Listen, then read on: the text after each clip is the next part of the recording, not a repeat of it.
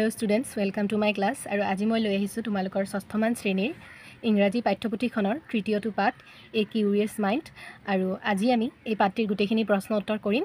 তে আহা আজি আমাৰ ভিডিঅটো আৰু গোটেইখিনি প্ৰশ্ন পঢ়ি লম। তাৰ পিছত উত্তৰখিনি তোমালোকক মই একেলগে দিম। গতিকে তোমালোকে প্ৰশ্নখিনি ভালদৰে চাই যোৱা। উত্তৰখিনি তোমালোকে স্ক্ৰীনত পোৱা ধৰণে লিখি ল'বা।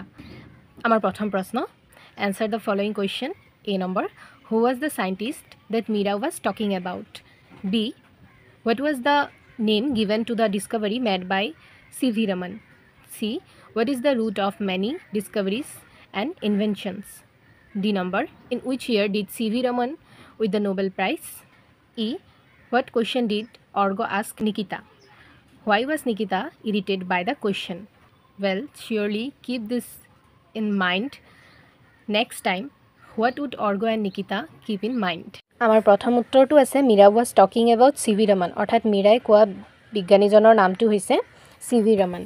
বি নম্বৰত আছে the discovery made by C.V. Raman was name the Raman effect, অৰ্থাৎ যিটো ইনভেনশ্যন অৰ্থাৎ আৱিষ্কাৰৰ কথা কোৱা হৈছিল C.V. Ramanৰ দ্বাৰা সেই আৱিষ্কাৰটোৰ নাম হৈছে ৰামান ইফেক্ট। আৰু চি নম্বৰত কৈছে the root of many discoveries and inventions is inquisitiveness, অৰ্থাৎ সকলো আৱিষ্কাৰৰে মূল হৈছে জিজ্ঞাসুতা।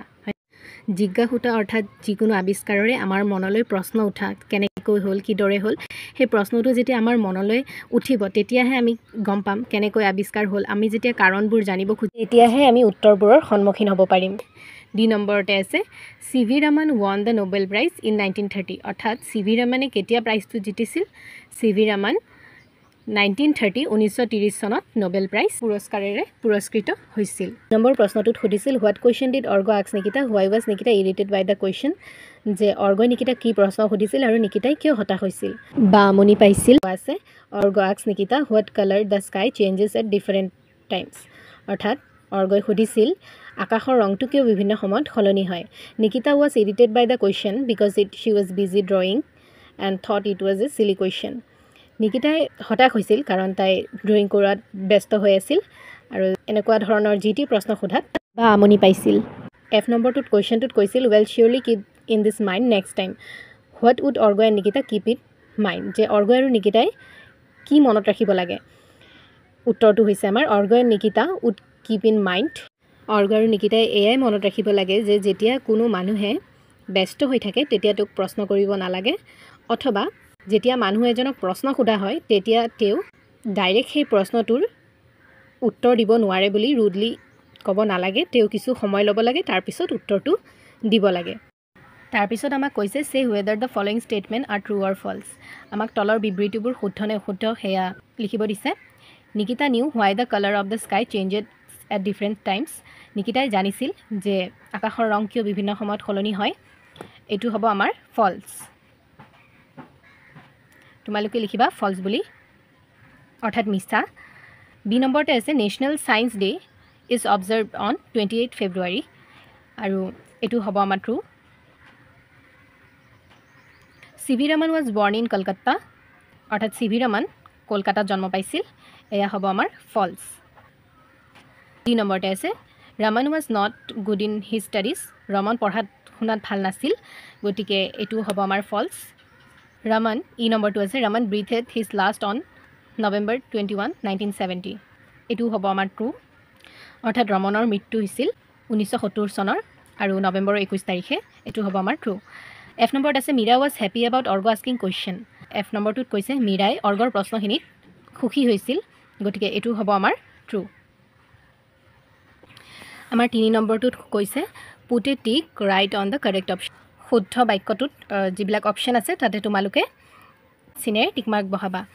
এ নম্বৰটোত কৈছে Raman was awarded the Bharat Ratna in, ৰমনে কেতিয়া কোনটো চনত পাইছিল, Raman was awarded the Bharat Ratna in, A নম্বৰত আছে Raman was awarded the Bharat Ratna in, option আছে 1888, 1954, 1930 আৰু 1921, তোমালোকৰ অপশ্যন হ'ব 1954। তাৰপিছতে আছে B number C.V. Raman won the Nobel Prize for, option আছে A discovering the Raman effect, 2 clearing IFS exam, 3 number working at Rajabazar science college, আৰু 4 কমপ্লিটিং হিজ গ্ৰেজুৱেশ্যন, আৰু তোমালোকৰ অপশ্যনটো হ'ব এ ডিস্কভাৰিং Raman effect. C number is C.V. Raman was born in. Option is option A Tiruvanakkavale, 2 Madras, 3 Kolkata আৰু 4 Bangalore. তোমালোকৰ option হ'ব A Tiruvanakkavale আৰু D number আছে National Science Day is observed to. Option A honor Raman's contribution. Option 2 celebrate Raman's birthday আৰু 3 number option commemorate the discovery of Raman effect আৰু 4 pay tribute to Raman on his death anniversary আৰু তোমালোকৰ option হ'ব 3 আৰু তোমালোকৰ option হ'ব commemorate the discovery of Raman effect আছে 4 number আছে Nikita painted the sky orange violet red blue আৰু তোমালোকৰ option হ'ব red 4 number প্ৰশ্ন তোমালোকৰ read the lesson to complete the timeline given below one is done for you তোমালোকক এই timeline খিনি লিখিব দিছে তাৰে এটা এক্সাম্পল তোমালোকক দি দিছে টাইমলাইন অৰ্থাৎ তোমালোকে ধৰা এতিয়া এক্সাম্পল দি দিছে আমাৰ সিভি ৰমনৰ বিষয়ে যে সিভি ৰমনৰ জন্ম হৈছিল বাৰ্থ অফ সিভি ৰমন 1888 গতিকে এনেদৰে 1930 তেওঁৰ জীৱনলৈ অহা এটা মুহূৰ্ত আৰু 1954 ত এটা মুহূৰ্ত আৰু 1917 কি হৈছিল তেনেদৰে টাইমলাইন খিনি তোমালোকে লিখিব লাগিব যে বাৰ্থ অফ সিভি ৰমন 1888 তেওঁ জন্ম পাইছিল আৰু 1930 awarded the Nobel Prize in Physics অৰ্থাৎ তোমালোকে এইটো লিখিব পাৰা যে তেওঁ ফিজিক্সৰ কাৰণে নোবেল প্ৰাইজ পাইছিল তাৰ পিছত 1954 ত awarded ভাৰত ৰত্ন অৰ্থাৎ তেওঁ ভাৰত ৰত্ন এৱাৰ্ড পাইছিল আৰু 1970 অৰ্থাৎ 1970 চনত তেওঁ স্বৰ্গগামী হৈছিল পাষ্ট এৱে অৰ্থাৎ তেওঁৰ মৃত্যু হৈছিল এবাৰ তোমালোকে 5 নম্বৰটো দেখা পাইছা নিশ্চয় 5 নম্বৰত কৈছে underline some words in the text which are not familiar to you in the following table write down the words in the left column write the meaning of each word by looking up in a dictionary in a right column dictionary পৰা চাই কেনে তোমালোকক ইয়াত কিছুমান word আৰু কিছুমান meaning লিখিব দিছে অৰ্থাৎ শব্দ অৰ্থ এইখিনি তোমালোকে কৰ পৰা লিখিবা মই দেখাই দিছো তোমালোকৰ ইংৰাজী পাঠ্যপুথিখনৰ পেজ নম্বৰ 47 যোনটো আমাৰ শব্দ অৰ্থ আছে let's learn sum words then their meaning ইয়াৰে পৰা তোমালোকে এই শব্দ অৰ্থখিনি তাতে লিখিব পাৰা তাতে তিনিটা ঠাই দিছে গতিকে তোমালোকে ইনকুইজিটিভ ব্ৰেক থ্ৰো আৰু ৰিনোৱেন এই তিনিটা তোমালোকে লিখিব পাৰা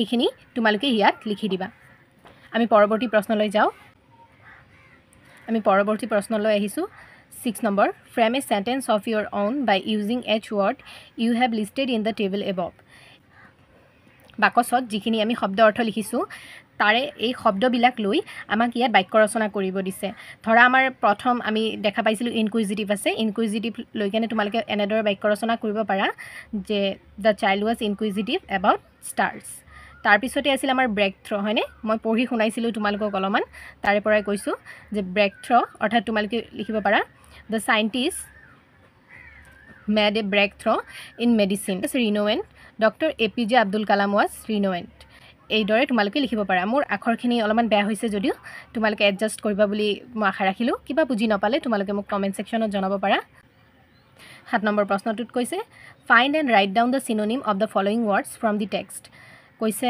যিখিনি শব্দ দিছে সিনোনিম অৰ্থাৎ মই তোমালোকক বুজাই দিও সিনোনিম মানে হৈছে সমাৰ্থক শব্দ অৰ্থাৎ একে একে অৰ্থ যেনেকৈ অসমীয়া তোমালোকে লিখা পৃথিৱী ধৰা ধৰণী পিছত সূৰ্য ৰবি ভাস্কৰ লিখিলো কিউৰিয়াছ টুৰ সমাৰ্থক শব্দ হ'ব ইনকুইজিটিভ তাৰ পিছত আছে ব্ৰেক থ্ৰো অৰ্থাৎ ডিসকভাৰী এসেনশিয়াল ইম্পৰ্টেন্ট ৰিনোৱেণ্ট ফেমাস ষ্টুডেন্টস আজিলৈ প্ৰশ্ন উত্তৰ 7 নম্বৰ লৈ থাকক পৰৱৰ্তী ভিডিঅত আমি 7 নম্বৰৰ পিছৰ যিখিনি ইম্পৰ্টেন্ট প্ৰশ্ন উত্তৰ হ'ব সেইখিনি কৰিম ইমানে তোমালোকে কিবা নুবুজা থাকিলে মোক কমেন্ট সেকশনত জনাব পাৰা মই নিশ্চয়কৈ তোমালোকক বুজাই দিম তাৰ পিছৰ ভিডিঅত আমি পৰৱৰ্তী কোৱেশ্চন আনসাৰখিনি সলভ কৰিম থ্যাংক ইউ